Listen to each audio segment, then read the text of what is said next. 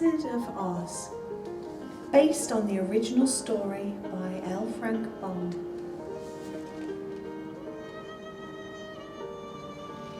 Dorothy was worried. She stood at the front door and looked out across the dusty grey Kansas prairie. A great wind howled, coming ever closer. The shutters rattled and the little wooden house groaned around her. Dorothy lived with Uncle Henry and Aunt Em, who were both out working in the fields, nowhere to be seen. Dorothy's little grey dog, Toto, began to whine, so she picked him up and held him in her arms. As the great wind raced towards her, it whipped up a dust storm. The house shook and shuddered. Within seconds, the house had filled with wind, and then Dorothy felt it lift off the ground and whirl up into the sky. The little house spun through the air for what seemed like hours until eventually Dorothy felt it falling. It hit the ground with a great thud. Holding Toto in her arms, Dorothy slowly walked outside. She was shocked at what she saw. The house had landed in a strange and beautiful land, unlike anywhere Dorothy had ever seen. It was so very bright and beautiful. Tall trees groaned under the weight of ripe fruit, and nearby a babbling brook ran past, its banks covered with colourful flowers. Coming towards her was a group of small, odd-looking people. A much older lady in a stunning, sparkly dress was with them. "I am the Good Witch of the North. Welcome to the land of Oz," she said. She gestured to her companions. "My friends, the Munchkins, are very grateful to you for killing the Wicked Witch of the East. You have set them free at last." Puzzled, Dorothy looked down and saw two legs wearing a pair of sparkly red shoes poking out from underneath her house. She gave a little scream and watched in horror as the legs shriveled away to nothing, leaving only the shoes. "Who was she?" Dorothy asked the Good Witch. "She was a very powerful Wicked Witch," the Good Witch replied, taking in Dorothy's plaited pigtails and blue and white checked dress. "You must be a great sorceress indeed, even if you do dress rather oddly." She noticed Dorothy's simple black shoes and gasped as if in pain. "Ah, how hideous!" she said, and picked up the witch's red slippers. "You better take these. They hold some kind of magical charm or other, but we don't know what it is." Dorothy was surprised to find that the lovely slippers fit her perfectly. Thanking the Good Witch, she politely asked for directions back to Kansas, as she knew Aunt Em and Uncle Henry would be terribly worried about her. "I've never heard of Kansas," said the Good Witch. "The land of Oz is surrounded by a desert. It is impossible to leave." Dorothy felt very sad and began to cry softly. Seeing this, many of the Munchkins pulled out their handkerchiefs and began to cry too. They sobbed giant wet tears and blew their noses with noisy honking sounds, which so amused Dorothy that she soon forgot her own tears. "There is one thing you could try," said the Good Witch. "A powerful wizard lives in the Emerald City. He may know a way of getting you home." "How can I find the Emerald City?" asked Dorothy. "You must follow the yellow brick road to the centre of Oz," she replied. "But beware, don't stray from the road." Dorothy was determined to find the wizard and get home as soon as possible. She thanked the Good Witch and the Munchkins and set off along the yellow brick road with Toto trotting along beside her. After several miles, the yellow brick road passed through a cornfield. Beside the road was a scarecrow. As Dorothy and Toto passed by, he winked at them. Dorothy gasped and jumped back, and Toto got such a fright that he leaped into a prickly bush. "You wouldn't mind lifting me down, would you?" the scarecrow asked politely. "I don't weigh much." Toto barked and growled at the scarecrow, as he plucked prickles out of his rump with his teeth. But Dorothy thought he seemed nice enough. He was certainly the nicest scarecrow she'd ever met. Dorothy helped the scarecrow down to the ground. He thanked her and asked where she was going. Dorothy explained that she was going to see the wizard. The scarecrow looked very excited.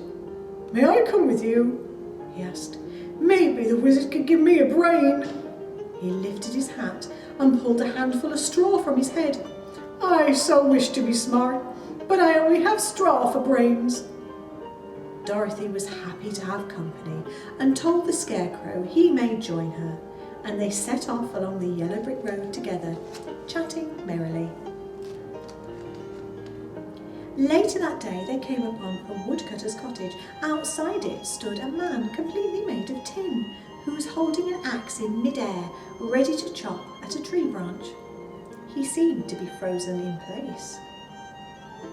"Would you be so kind as to oil my joints?" the Tin Man asked through his creaky rusted jaw. Dorothy found an oil can close by and oiled the Tin Man's joints until he could move freely. He was very grateful. When Dorothy told the Tin Man where she was going, he asked if he could join them. "I've heard of the great Wizard of Oz," he said, "and I'm sure he could give me a heart. I only want to be loved and to love, but that's very hard without a heart." He banged on his tin chest with his tin fist, and it made a hollow, clanging sound. Dorothy agreed that he should join them, and they set off along the yellow brick road once more. The road led them through a dark and gloomy forest full of strange screeches and squawks and grunts and growls. Suddenly a huge lion leaped out onto the road ahead of them and let out a ferocious roar. Toto barked, and the lion bared his teeth and tried to bite him. "Don't you dare eat my dog!" Dorothy cried, stepping forwards and smacking the lion on the nose. "You should be ashamed of yourself, a big beast like you trying to eat a little dog. You're just a big coward." The lion's jaws snapped shut. His eyes welled up and, to Dorothy's great surprise, he began to cry. "I've always been a coward," he said through his sobs. "I wish I was brave, but I just can't help being scared." Dorothy felt very sorry for the poor creature and suggested that he join them on their journey. "I'm sure the wizard can give you some courage too," she said. "The overjoyed lion promised he would not try to bite Toto again." They travelled further into the forest and came to a wide river that had a rickety wooden bridge over it. Just as they were about to cross, the group heard terrifying sounds coming from the forest around them. The lion gasped in fright. "The Kalidas!" he whispered. The several beasts stepped out of the trees, and Dorothy saw what had terrified the lion so. The Kalidas were giant creatures with bodies like bears and heads like tigers. They had razor-sharp claws and long pointy fangs. "Everyone get across the bridge!" yelled the Scarecrow. "We'll never make it!" cried Dorothy. "I'll hold them off!" said the lion, and he turned to face the Kalidas. His roar was the most terrifying roar, and it stopped the startled Kalidas in their tracks. When everyone had reached the far side of the river, the lion sprang onto the bridge and ran as fast as he could. The Kalidas gave chase. The lion reached the far side as they started to cross, and the Tin Man began to chop the bridge. The Kalidas were almost across, and the Tin Man struck his final stroke. The bridge gave way with a huge crack and fell into the river and washed some of the Kalidas away. Dorothy and her friends hugged each other with relief. Keen to get out of the dark forest, they had a short rest, then continued on their way. The next morning, they reached the edge of the forest and were very excited to see a shining city in the distance. "That must be the Emerald City," cried Dorothy as she began to run along the road, the others close behind. As they ran, Dorothy and her friends came upon a vast field of brilliant red flowers. Instead of following the road, which ran in a circle round the field, they took a shortcut through it. They plunged into the field, whooping and leaping and giggling as the flowers tickled their legs. Little did they know that the flowers possessed a powerful magic. Dorothy soon slowed to a walk. A wave of weariness washed over her and she sat down. Within a few moments she was fast asleep. Toto, too, slipped into a weary slumber. Then the lion suddenly stopped and dropped to the ground, fast asleep too. The Scarecrow and the Tin Man were not made of flesh and blood, so they weren't affected by the magic. "Oh no," the Scarecrow cried over the lion's ear-splitting snores. "We must get them out." The Tin Man heaved Dorothy over his shoulder and carried her to the road, while the Scarecrow collected Toto. The lion, however, was another matter. They heaved and pulled and hauled and pushed, but the lion would not budge. "We may have to leave him here," the Scarecrow said sadly.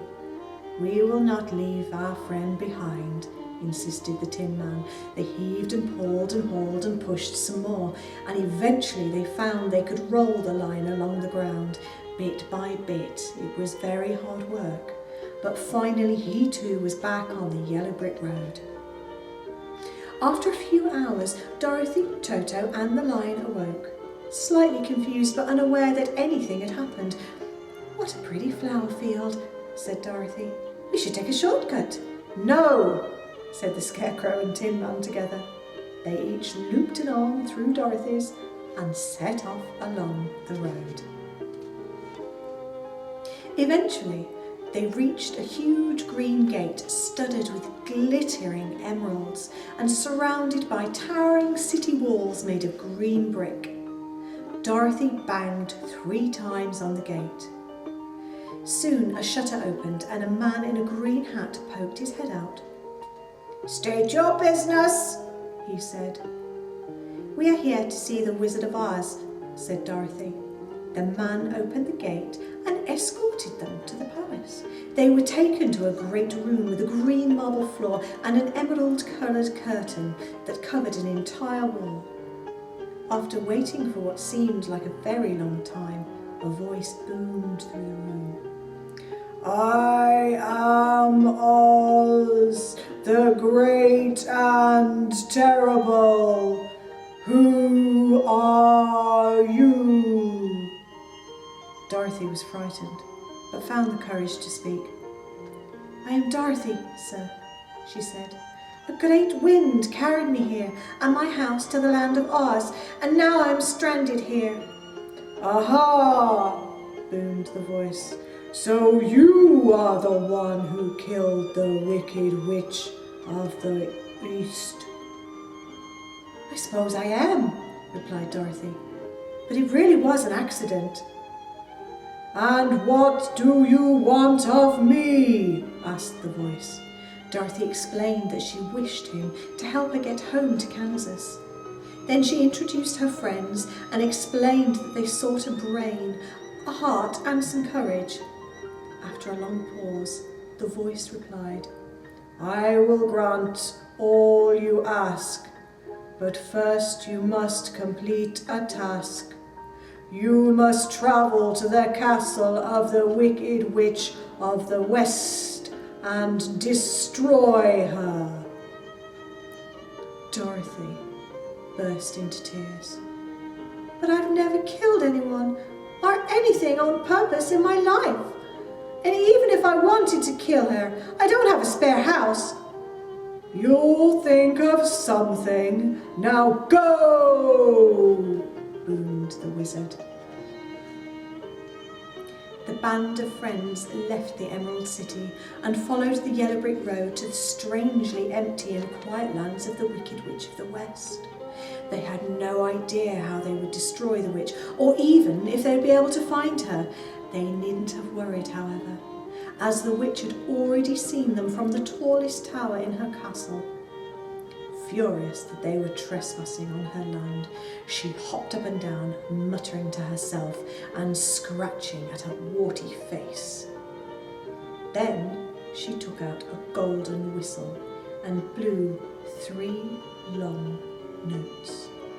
Soon there was a great fluttering, and an army of winged monkeys swarmed around her. "Fetch me that wretched girl and the lion," the witch told the king of the monkeys. "Destroy the others." The winged monkeys nodded and flew away. They grabbed up the lion and Dorothy, who clutched Toto close to her chest.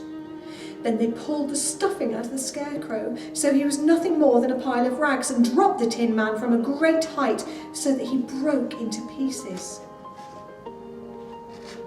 The monkeys took Dorothy and the lion to the Wicked Witch.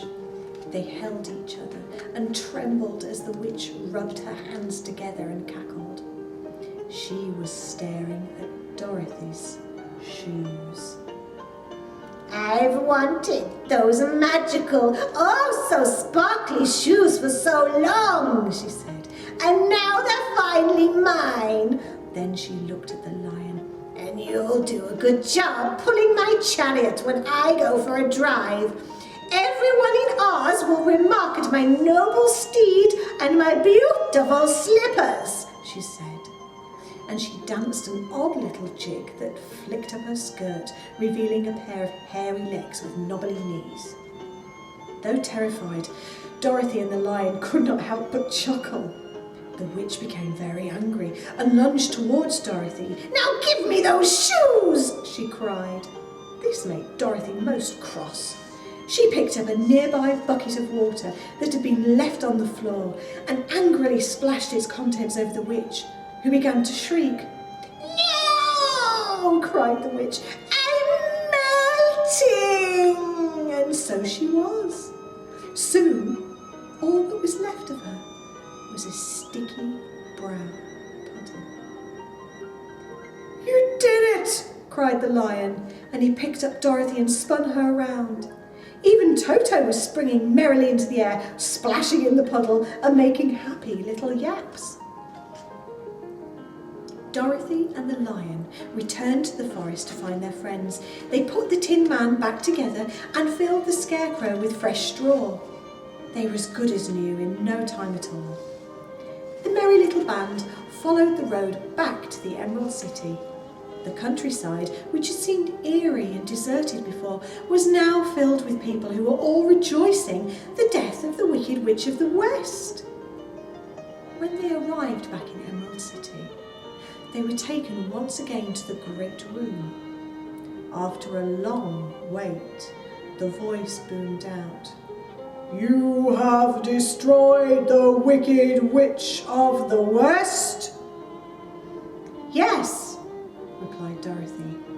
"Now all we ask is that you give us the rewards you promised." "Well," said the voice, "that may be somewhat difficult." As the voice spoke, Toto ran over to the curtain covering the back wall and began tugging at the corner. Soon the whole curtain fell away, and behind it was a little man with thick spectacles, which made his eyes appear very large. Dorothy was shocked. "Why, you're not a wizard, you're just a man," she exclaimed. The man huffed and puffed as if about to argue, but finally came further into the room. "I'm sorry, dear," he sighed. "I arrived in Oz when my hot air balloon drifted away from my homeland and landed here. The people thought I was a wizard. As I came from the sky, I was a little frightened, so I let them believe it." "But why did you promise us you couldn't give?" asked Dorothy, feeling very sad. "I meant well," replied Oz. "I have grown to care for the people of this land very much. You did us all a great service by ridding us of the Wicked Witch." "But what about my brain?" asked the Scarecrow. "And my heart," said the Tin Man. "And my courage," asked the Lion.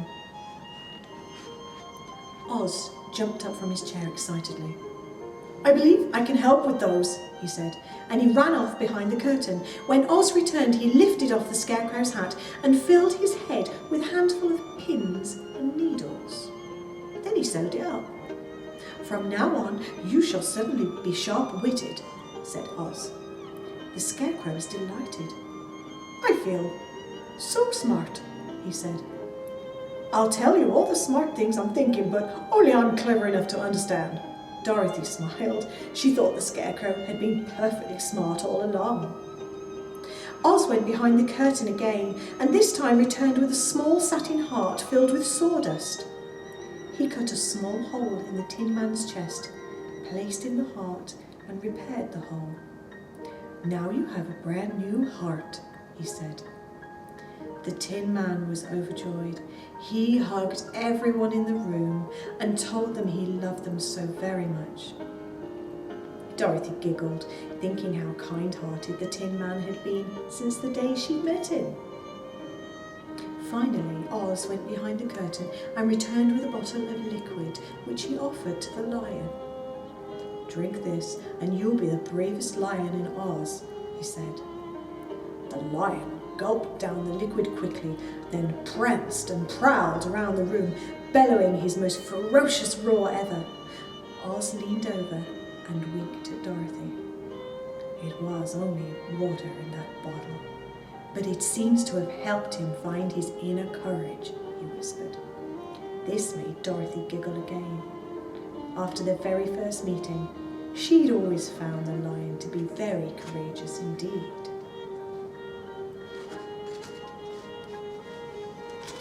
"Now, my dear," Oz said to Dorothy, "I have an idea that might just see us both home. We'll make another hot air balloon and sail across the desert all the way to Kansas. My home is not far from there." Over the next days and weeks, Oz, Dorothy and her friends worked on the balloon until it was finally ready. Oz and Dorothy said a tearful goodbye to their friends and the townsfolk, then climbed into the basket. The balloon began to rise, but at the last moment Toto leaped out of Dorothy's arms and ran off. Dorothy immediately jumped out to chase him. The balloon lifted from the ground and began to strain against the ropes that held it down. "Hurry, my dear!" cried Oz. But finally, snap! The ropes broke and the balloon sailed away. "Farewell!" cried Oz, waving as the balloon rose higher and higher. That was the last anyone ever heard of the Great Wizard of Oz, but he was always remembered fondly. Poor Dorothy, slumped to the floor, began to cry. She cried and cried until she heard a soft, friendly voice say, "No need for tears."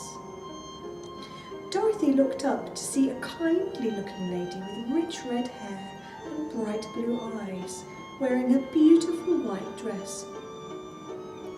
"I am Glinda, the Good Witch of the South." "Pleased to meet you," said Dorothy, hiccuping as she tried to control her sobs. "But you don't understand. Now I'll never get home." "Oh, yes you will," said Glinda cheerfully. "Your shoes contain a very special type of magic.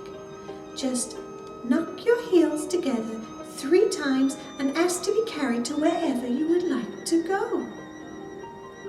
If she had known, Dorothy could have gone home any time she liked. But then, she would never have had such a grand adventure and made so many wonderful friends. Dorothy smiled and dried her tears. She hugged each of her friends tightly, then picked up Toto and tapped her heels together 3 times. "Home to Kansas," she said. Instantly, she and Toto went whirring through the air, so swiftly that all Dorothy could feel was the wind whistling past her ears. In no time at all, she felt a gentle bump as she landed on the ground again. "Good gracious!" Dorothy cried as she looked around. She was back home at the little farm on the prairie. There was even a new house in place of the old one the wind had blown away. and there was Aunt Em rushing towards her. "Darling girl, wherever did you come from?" she asked as she folded Dorothy into her arms and covered her face with kisses. "From the land of Oz," Dorothy said gravely. "And I'm so glad to be home again. There's no place like home."